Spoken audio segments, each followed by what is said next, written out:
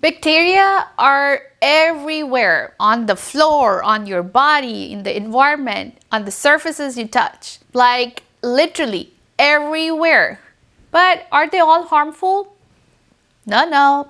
I know the idea that bacteria are beneficial can be tough to understand because we take antibiotics to kill harmful bacterial infections and use antibacterial soaps and lotion more than ever. But here's the thing, the wrong bacteria in the wrong place can cause problems. But the right bacteria in the right place can have benefits. And that's where probiotics come in. Probiotics are actually live bacteria and yeast that are good for your digestive system. Normally, we think of bacteria as germs that cause diseases and infections. But like I said before, your body is full of bacteria, both good and bad. Probiotics are often called the good or healthy bacteria because not only they help keep your gut healthy, but also they are essential for our survival. And it's probably going to be hard for you to believe, but that's true, that there is a symbiotic relationship between the good bacteria and us humans, which is called mutualism, in which both parties benefit from living together or existing together, and it's basically a win-win situation.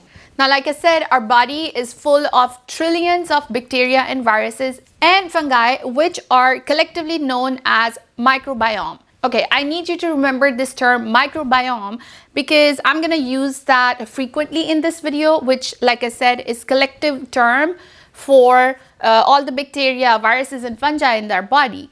And these are microbiomes, like I said, and they mainly live in your intestine and on your skin. But in this video, I'm gonna strictly talk about the bacteria that kind of lives in the pocket of your large intestine and are commonly referred to as gut bacteria. Oh, and the fun fact that there are more bacterial cells in your body than the human cells. You know what? There are 40 trillion bacterial cells in your body and only 30 trillion human cells.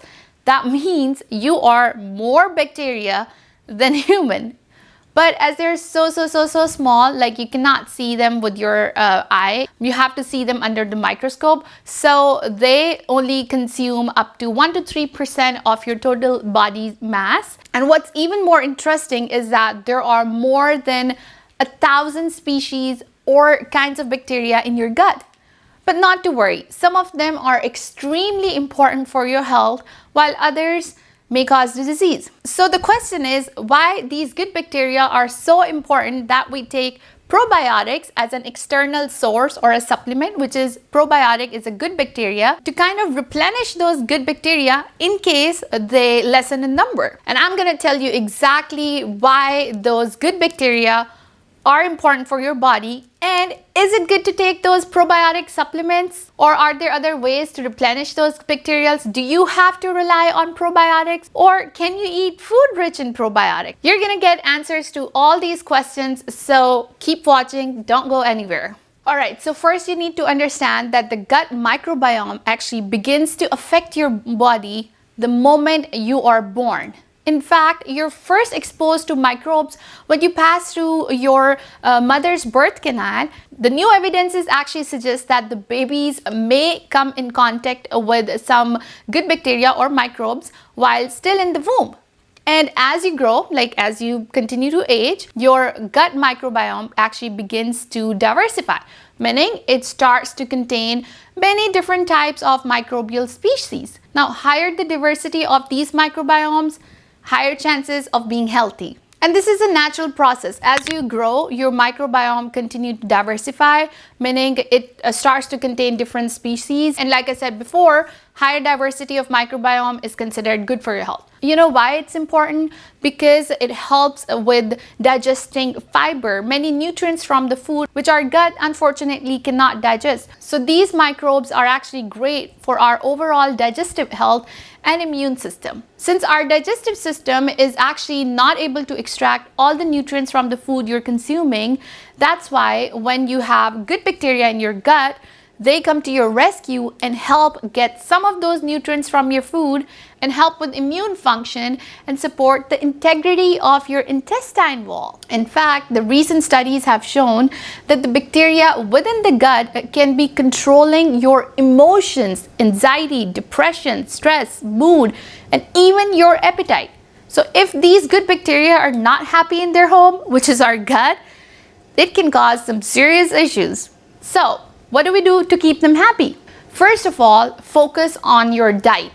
Avoid foods like red meat, high-fat dairy, artificial sweeteners, and fried food because that can actually disrupt the colony of good bacteria in your gut. Instead, eat foods that are naturally rich in good bacteria like yogurt, kefir, kimchi. And also don't forget your fruits and vegetables, whole grains and legumes because they are rich in fiber. And fiber actually acts as a prebiotic, and a prebiotic basically serves as a food for your probiotic, meaning good bacteria. So see, good food meaning you're feeding your good bacteria, and good bacteria in turn is actually helping your digestive system. It's like you scratch my back and I scratch your back, right? It's kind of bizarre, but alright, so see, bottom line is if you feed the good bacteria by eating all this healthy food, they will keep your gut happy and healthy. And some people also resort on taking probiotic supplements to help kind of flourish the good bacteria in the gut.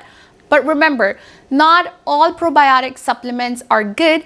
It's important to choose your probiotic supplement wisely. I'll touch on that shortly and I'll help you understand which probiotic to choose. For now, let's talk about another key point which impacts the healthy colony of your good bacteria. And guess what? Your gut bacteria and quality of sleep are interconnected. It appears that our gut bacteria is regulated by the circadian rhythm. Emerging research indicates that when circadian rhythms are disrupted, the health and functioning of the microbiome suffers. And it doesn't take that long for your poor sleep to affect your gut. And you know what? Poor sleep also affects your stress level. And I'll be touching on that later, how stress can actually also affect your gut bacteria. For now, next up is antibiotics. This is like a universal fact that overuse or inappropriate use of antibiotics kill your good bacteria, which may result in the overgrowth of bad bacteria. So keep it in mind that when you're using antibiotics, always consider consuming foods rich in good bacteria like yogurt or kimchi, or consider a probiotic supplement to replenish good bacteria. But remember to space the food rich in probiotics or the probiotic supplement at least 2 hours from your antibiotics, because otherwise antibiotics are going to kill your probiotics in the food or the supplement that you're taking, and the effect would be canceled out and there won't be any point of consuming that food or probiotic. That's an easy science, right? Okay, so last but not the least is stress. Yes, stress not only affects your sleep, weight, and overall well-being, but it also affects your gut health because it disrupts the microbiome colony in your gut, meaning it reduces the number of good bacteria and in fact increases the number of bad bacteria, in turn reducing your body's immunity and making you sick. So try to keep your stress level under control. Now I understand that it's a fact that as a human, we cannot completely eliminate stress out of our life. But try not to get worked up over little things, and I know that's difficult to do. But you know what? There are several things you can do, like meditate, exercise. There's so many other things which I did mention in my stress relief video. So if you haven't already, maybe go check that out so you can get my tips on stress management. Alright, so now finally let's talk about probiotic supplements. It is a multi-billion industry these days, guys, because many times doctors prescribe probiotics, and even as a pharmacist, I recommend probiotics to my patients all the time. But you know what? I get asked this question so often that out of so many probiotics on the shelf, which one to pick? Are they all made equal? Do they all contain the same ingredient, or which one is better? Is there one better than the other, or I can pick any? And probably you also have these questions like my other patients, and my simple answer is no. not all the probiotics are same. Probiotics are great because sometimes when the natural flora of our good bacteria is upset, taking a probiotic supplement is going to help replenish it. And you already have heard me say why it's important to keep that bacterial colony healthy. Now see, like I mentioned earlier, that over 1,000 different species of good bacteria are present in our gut. So you don't want a probiotic supplement which contains one specific kind or strain of good bacteria. So then what to do? My recommendation is to pay attention on the label when buying a probiotic. You want to look for CFU, which is short for colony forming unit. And what you want to look at is a number bigger or a number at 5 billion or maybe bigger than that. Because bigger the number, better the probiotic. And why? Because this is referring to different kinds of bacterial species in that particular probiotic supplement. So if you're picking up a probiotic with the bigger number, it means that probiotic is covering more different kinds or strains of bacteria in your gut and is going to replenish that bacterial colony better. Okay, so I get asked this question a lot, that do I recommend taking probiotic supplements every day? Now the answer is that when it comes to probiotic supplements, my recommendation is that an average healthy individual should not take probiotics on daily basis. Now I know I said a lot about the importance of probiotics or healthy bacteria in the stomach, but what I recommend is instead of taking probiotic supplements on a daily basis, rather incorporate a probiotic rich food and healthy diet in your daily routine that I mentioned earlier, like eating fiber rich food, eating fruits and vegetables, eating yogurt, not eating food which is rich in high fat or fried food, which is actually going to disrupt the healthy colony of the bacteria. So if you're going to divert towards the healthy lifestyle, it's going to be better rather than taking probiotic supplements, because honestly, like even being a pharmacist, I am not in favor of taking all these medications or supplements. I would rather encourage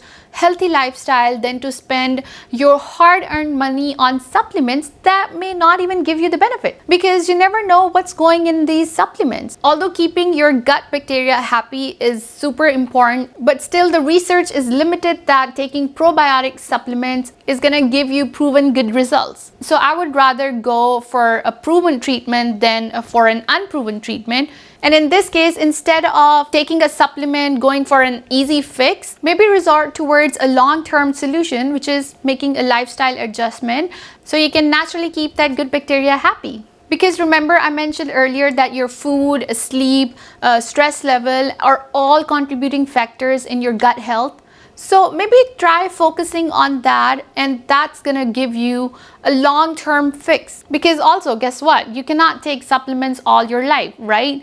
You can take it for some time and then maybe you stop. So you have to find a way to kind of naturally replenish it. There are some instances in which I do recommend taking probiotic supplements because it has proven benefit in those cases, like in traveler's diarrhea, or when you're taking high dose of strong antibiotic, or if you have an inflammatory bowel disease, IBS, like ulcerative colitis. So really in that case, if you take probiotic for some time, it's actually gonna benefit you. So yeah, I do recommend taking it in that case. But again, when you are taking a probiotic, pay attention to that CFU, and also do look at the storage instructions, because some probiotics are good to keep at room temperature, some are to be kept in refrigerators. So do check for that. Also, don't forget to check the expiration date, because you don't want to have an expired probiotic supplement, right? But above all, before you consider taking probiotic, always check with your doctor or pharmacist whether you should be taking it or not. Alright, and that concludes my today's video. Let me know in the comments if you have any questions about today's topic or some other topic you'd like me to talk about, because I personally love reading your comments and respond to your requests. I actually have some great videos coming up in next few weeks based on your requests and recommendations. So be sure to leave a comment if you have any recommendation, and don't forget to like and subscribe to stay up to date on my new videos on health and pharmacy. I'll see you guys next time. Bye.